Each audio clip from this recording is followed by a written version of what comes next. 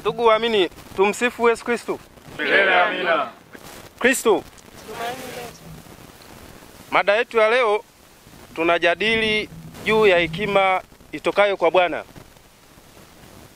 Mada hii imeandaliwa na mwalimu Dionis Kipanya.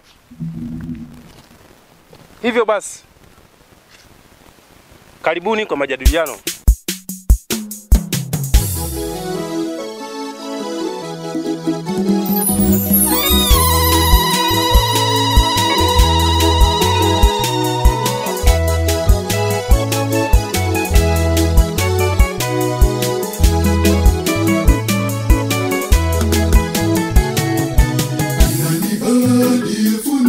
Shina la hekima au ni nani aliyeumba awe jinsi alivyo? Ni nani anayejua jinsi mwisho wake ulivyo? Au ni nani awezaye kuhesabu mchanga wa bahari hivyo? Hekima yote yatoka kwa Bwana, nayo yakaa kwake milele. Yote yatoka kwa Bwana, ili kuwepo tokea mwanzo.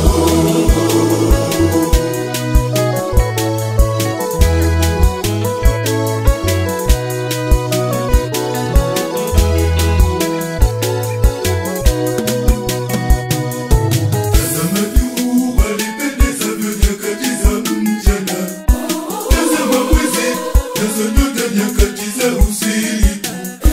Ndiyo hekima iliyotupatia mwanga wetu, ndiyo umeme ambao hekima yake ni tangu kabla yake hivyo. Hekima yote yatoka kwa Bwana, nayo yakaa kwake milele.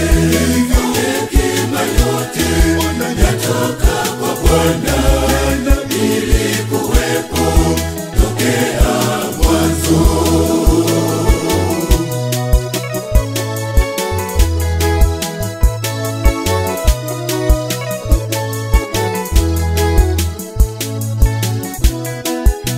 Kama vile mwili ulivyo nyumba nzuri ya roho, ndivyo ilivyo nyumba zinazotunza miili yetu.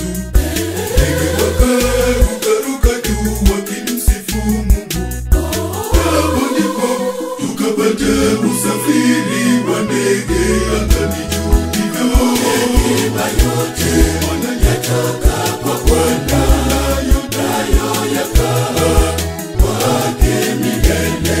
Hivyo hekima yote yatoka kwa Bwana, ili kuwepo tokea mwanzo.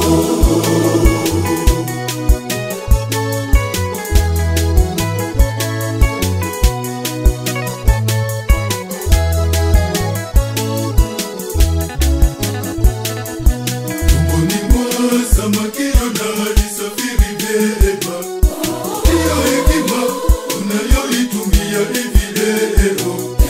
Katika maji twasafiri twafika tunakokwenda. Basi wapenzi, tujipatie hekima kutoka kwa Mungu juu, kwani hekima yote yatoka kwa Bwana, nayo yakaa kwake milele. Hivyo hekima yote yatoka kwa Bwana, ili kuwepo tokea mwanzo.